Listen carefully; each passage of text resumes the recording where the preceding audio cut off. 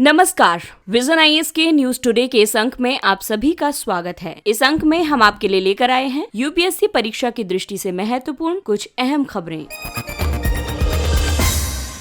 भारत को दूसरे विश्व कपास दिवस यानी 7 अक्टूबर के अवसर पर अपनी कपास के लिए पहली बार ब्रांड नेम और प्रतीक चिन्ह प्राप्त हुआ है। भारत की उन्नत किस्म की कपास को विश्व कपास व्यापार में कस्तूरी कॉटन के रूप में जाना जाएगा। कस्तूरी कॉटन ब्रांड सफेदी, चमक, कोमलता, शुद्धता, आभा, विशिष्टता और भारतीयता का प्रतिनिधित्व करेगा। भारत में कपास की सभी 4 किस्मों गॉसिपियम आर्बोरियम, गॉसिपियम हर्बेसियम, गॉसिपियम बार्बेंडेस और गॉसिपियम हिरसुटम की कृषि की जाती है। कपास खरीफ की फसल है और दक्कन के पठार की उच्च जलधारण क्षमता से युक्त काली कपासी मृदा में भली भांति बढ़ती है। इसके विकास के लिए 20 से 28 डिग्री सेल्सियस वार्षिक तापमान और 55 से 110 सेंटीमीटर वर्षा की जरूरत होती है। इसके लिए न्यूनतम 180 दिन पाला मुक्त होने चाहिए। भारत विश्व में कपास का दूसरा सबसे बड़ा उत्पादक और सबसे बड़ा उपभोक्ता है। भारत में विश्व कपास का 23% उत्पादन किया जाता है। भारत विश्व के कुल जैविक कपास उत्पादन का लगभग 51% उत्पादित करता है। इससे लगभग 6 मिलियन कपास किसानों को आजीविका प्राप्त होती है। भारतीय कपास निगम लिमिटेड यानी cotton corporation of India (CCI) ने मौसम की स्थिति, फसल की स्थिति और सर्वोत्तम कृषि पद्धतियों के बारे में जानकारी प्रदान करने के लिए एक मोबाइल ऐप कॉट एलाई विकसित किया है। दरअसल CCI वस्त्र मंत्रालय के अंतर्गत एक सार्वजनिक क्षेत्र का उपक्रम है। इसकी प्रमुख भूमिका कपास के लिए मूल्य समर्थन सुनिश्चित करना है। वर्ष 2017-18 में शीर्ष 10 कपास उत्पादक राज्य गुजरात, महाराष्ट्र, तेलंगाना, राजस्थान, मध्य प्रदेश, हरियाणा, आंध्र प्रदेश, कर्नाटक, पंजाब और तमिलनाडु हैं।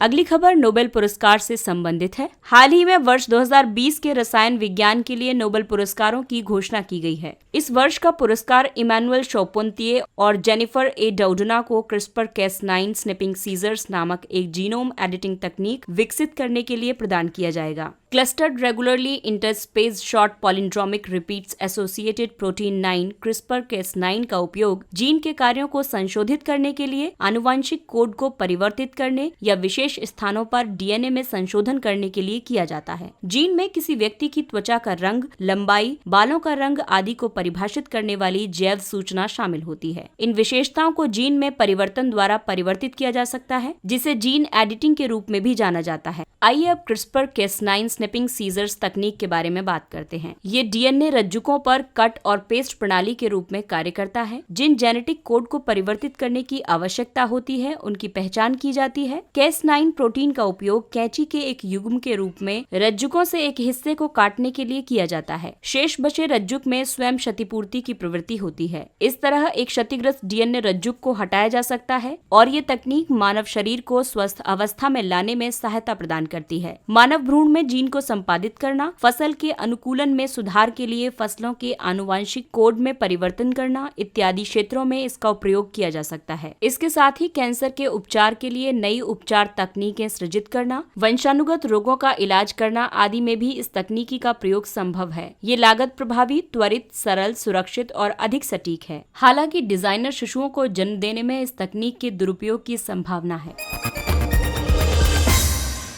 अगली खबर ऊर्जा क्षेत्र से संबंधित है। आर्थिक मामलों की मंत्रिमंडलीय समिति ने प्राकृतिक गैस विपणन सुधारों को स्वीकृति प्रदान की है। इसके अंतर्गत कई सुधार स्वीकृत किए गए हैं, जैसे गैस उत्पादकों द्वारा बाजार में विक्रय की जाने वाली गैस के बाजार मूल्य का पता लगाने के लिए मानक प्रक्रिया निर्धारित करना, हाइड्रोकार्बन महानिदेशक बाजार के मूल्यों का पता लगाने का एक पारदर्शी और प्रतिस्पर्धी तरीका प्रदान करने के लिए ई-बोली प्लेटफॉर्म का सुझाव देंगे। इसके अलावा बोली प्रक्रिया में भाग लेने के लिए संबद्ध कंपनियों यानी संबंधित गैस कंपनियां, न कि उत्पादक, इनको अनुमति प्रदान करना। इससे गैस बाजार में प्रतिस्पर्धा बढ़ेगी। फरवरी 2019 के बाद स्वीकृत अन्वेषण और क्षेत्र विकास योजनाओं को नियत करने वाली घरेलू गैस और क्षेत्र विकास योजनाओं को नियत करने वाली घरेलू गैस उत्पादन कंपनियों को विपणन और मूल्य निर्धारण की पूर्ण स्वतंत्रता। इसके साथ ही पिछले वर्ष सरकार ने घोषणा की थी कि नई गैस खोजों को मूल्य निर्धारण और व्यापार की स्वतंत्रता प्राप्त होगी। इन सुधारों का उद्देश्य गैस आधारित अर्थव्यवस्था को बढ़ावा देना और आयात निर्भरता को कम करना है। गैस भारत के प्राथमिक ऊर्जा मिश्रण का लगभग 6.2% है। सरकार की योजना वर्ष 2030 तक इस हिस्से को बढ़ाकर 15% तक करने की है। भारत वर्तमान में प्रतिदिन 84 मिलियन मानक क्यूबिक मीटर प्राकृतिक गैस का उत्पादन करता है और लगभग इतना ही आयात करता है। सुधारों से घरेलू गैस उत्पादन में अतिरिक्त 40 मिलियन मानक क्यूबिक मीटर तक वृद्धि होने की अपेक्षा है।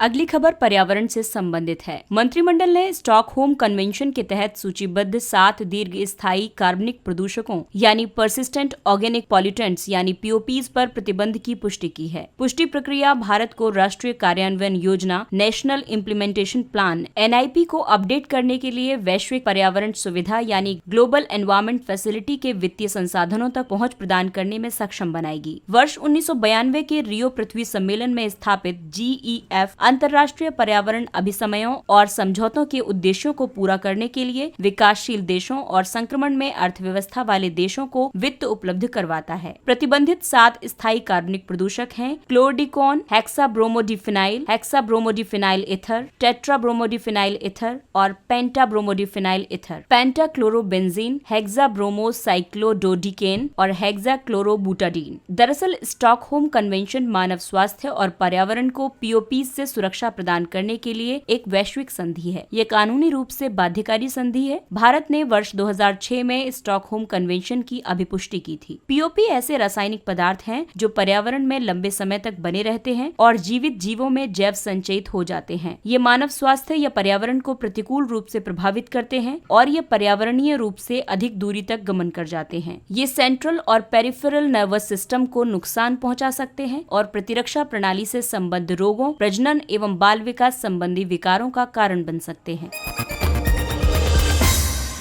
अगली खबर उच्चतम न्यायालय से संबंधित है। सार्वजनिक स्थल पर विरोध प्रदर्शन का अधिकार। उच्चतम न्यायालय ने नागरिकता संशोधन अधिनियम CAA के विरुद्ध हुए विरोध प्रदर्शनों को लेकर दिल्ली के शाहीन बाग में सड़क अवरुद्ध करने के खिलाफ दायर एक याचिका की सुनवाई पर विरोध प्रदर्शन के अधिकार बनाम आवाजाही के अधिकार के संबंध में निर्णय दिया है। सुप्रीम कोर्ट के इस निर्णय की कई विशेषताएं हैं। इस निर्णय में किसी भी कानून के विरुद्ध शांतिपूर्ण विरोध के अधिकार को बनाए रखा है, लेकिन ये भी स्पष्ट कर दिया है कि सार्वजनिक स्थलों पर कब्जा नहीं किया जा सकता है और अनिश्चित काल तक के लिए तो बिल्कुल नहीं किया जा सकता। लोकतंत्र में वाक स्वातंत्र्य और शांतिपूर्ण विरोध का अधिकार वास्तव में मूल्यवान रहे हैं, लेकिन ये युक्त निर्बंधनों के अधीन भी हैं। मूल अधिकारों का पृथक अस्तित्व नहीं है। निर्णय में ये भी कहा गया कि मूल अधिकारों का अलग अस्तित्व नहीं है। विरोध प्रदर्शनकर्ताओं के अधिकार को यात्रियों के अधिकार के साथ संतुलित करना होगा। ये भी उल्लेख किया गया कि सोशल मीडिया चैनल अक्सर खतरनाक सूचनाओं से भर जाते हैं और अत्यधिक असामंजस्यपूर्ण परिवेश का निर्माण कर सकते हैं। संविधान का अनुच्छेद 19(1)(a) वाक एवं अभिव्यक्ति की स्वतंत्रता के मूल अधिकार की गारंटी प्रदान करता है और 19(1)(b) नागरिकों को शांतिपूर्वक और निरायुध सम्मेलन का अधिकार प्रदान करता है। अनुच्छेद 19(2) और अनुच्छेद 19(3) भारत की संप्रभुता और अखंडता, राज्य की सुरक्षा, लोक व्यवस्था आदि सहित विभिन्न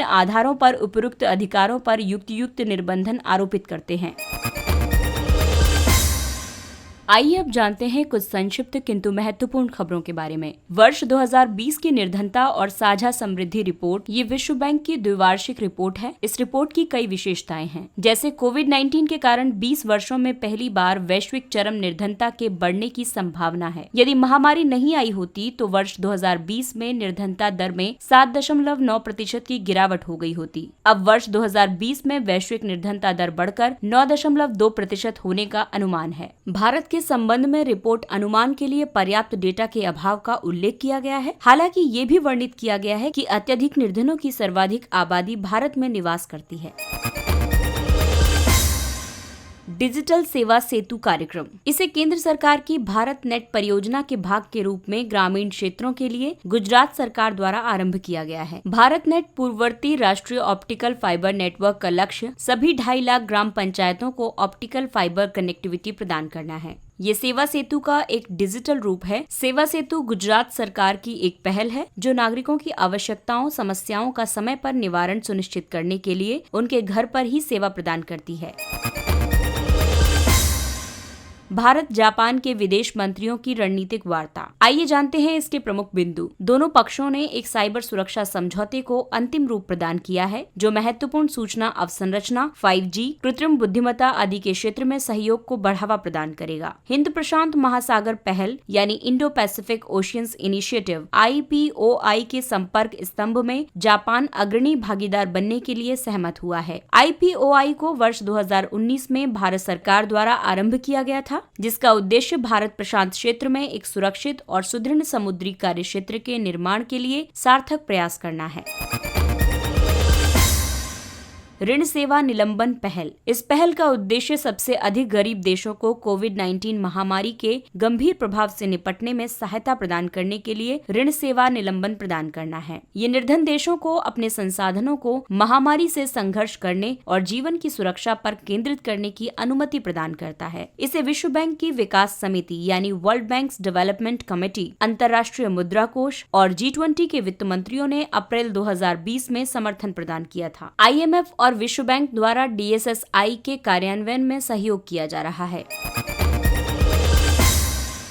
भारतीय प्राणी सर्वेक्षण और इंटरनेशनल बारकोड ऑफ लाइफ यानी IBOL के बीच समझौता ज्ञापन संपन्न हुआ। ये DNA बारकोडिंग में आगे के प्रयासों और एक संदर्भ डेटाबेस में व्यक्तिगत अनुक्रमों की तुलना करने में सहायता करेगा। DNA बारकोडिंग मानकीकृत जीन अवस्थितियों के एक लघु खंड को अनुक्रमित करके प्रजातियों की पहचान करने में सहायता करता है। भारतीय प्राणी सर्वेक्षण को पर्यावरण, वन और जलवायु परिवर्तन मंत्रालय के तहत भारत में जंतु जीवन के विभिन्न पहलुओं के बारे में हमारे ज्ञान संवर्धन के लिए सर्वेक्षण, अन्वेषण और अनुसंधान को बढ़ावा देने के लिए वर्ष 1916 में स्थापित किया गया था, जबकि IBOL एक कनाडाई गैर लाभकारी कॉर्पोरेशन है। ये जैव विविधता की सूची, मूल्यांकन और उसके वर्णन के लिए संदर्भ लाइब्रेरी के प्रयोग के लिए आवश्यक वैश्विक संदर्भ डेटाबेस या विश्लेषणात्मक प्रोटोकॉल के विस्तार को सक्षम करने के लिए एक शोध गठबंधन है। Aero India 2021। एयरो इंडिया का 13वां संस्करण बेंगलुरु, कर्नाटक में फरवरी 2021 से आयोजित किया जाएगा। एयरो इंडिया प्रदर्शनी का आयोजन प्रत्येक एकांतर वर्ष में किया जाता है। ये सार्वजनिक एयर शो के साथ एरोस्पेस और रक्षा उद्योगों के लिए प्रमुख प्रदर्शनियों में से एक है। ये उद्योग व्यवसायियों को बाजार की अंतर्दृष्टि प्राप्त करने, नए विकास की घोषणा करने और मीडिया कवरेज प्राप्त करने में सक्षम बनाता है। रैपिड एक्शन फोर्स RAF एक विशेष बल है जिसका गठन 1992 में दंगों और दंगों जैसी स्थितियों से निपटने, समाज के सभी वर्गों के बीच विश्वास उत्पन्न करने और आंतरिक सुरक्षा से संबंधित स्थितियों के प्रबंधन के लिए किया गया था। ये एक शून्य अनुक्रिया बल यानी जीरो रिस्पांस फोर्स है, जो काफी कम समय में संकट के निवारण का प्रयास करता है। इस प्रकार सामान्य जन के बीच सुरक्षा और विश्वास की तत्काल भावना सृजित करता है। ये केंद्रीय रिजर्व पुलिस बल की एक विशेष शाखा है। केंद्रीय रिजर्व पुलिस बल गृह मंत्रालय के तहत आता है। मेरी गंगा मेरी डॉल्फिन अभियान। इस अभियान का उद्देश्य गंगा नदी के 250 किलोमीटर क्षेत्र में डॉल्फिन की गणना करना है। पिछली गणना के अनुसार भारत में लगभग 2500 से 3000 गंगा डॉल्फिन हैं। बांध उनके लिए सबसे बड़े अवरोध हैं, क्योंकि वे उनकी आवाजाही में व्यवधान उत्पन्न करते हैं। गंगा डॉल्फिन भारत का राष्ट्रीय जलीय जीव है। ये वन्य जीव संरक्षण अधिनियम 1972 की प्रथम अनुसूची के तहत संरक्षित है। IUCN की लिस्ट में इसे एंडेंजर्ड का दर्जा प्रदान किया गया है। ये साइट्स के परिशिष्ट 1 और प्रवासी प्रजातियों के संरक्षण पर अभिसमय यानी CMS के परिशिष्ट 2 के तहत संरक्षित हैं। इसके साथ ही ये अंक समाप्त होता है। अगले अंक में फिर मुलाकात होगी कुछ अन्य महत्वपूर्ण खबरों के साथ। तब तक के लिए नमस्कार।